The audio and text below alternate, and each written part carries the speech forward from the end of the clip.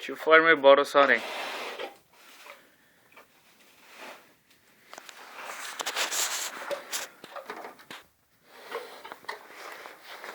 Yeah.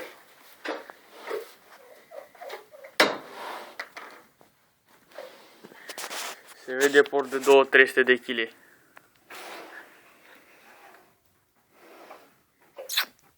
Ceală. Ia la cuget, hai.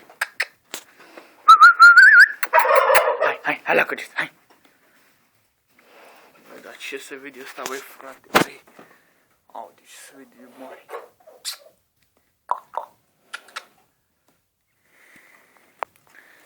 Dă-mă leagă de bulgă.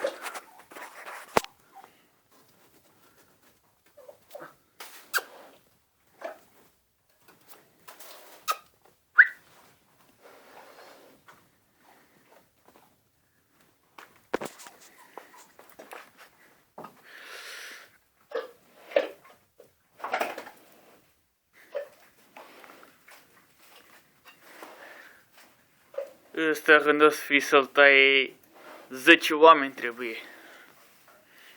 10 oameni trebuie ca să-l prindem. Să-l tăiem la gât.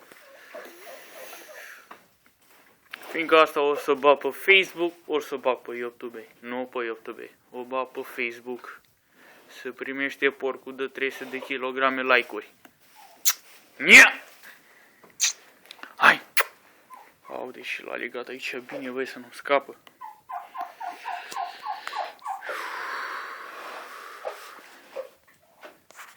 Hai, dar filmăm, înregistrăm 2 minute și gata.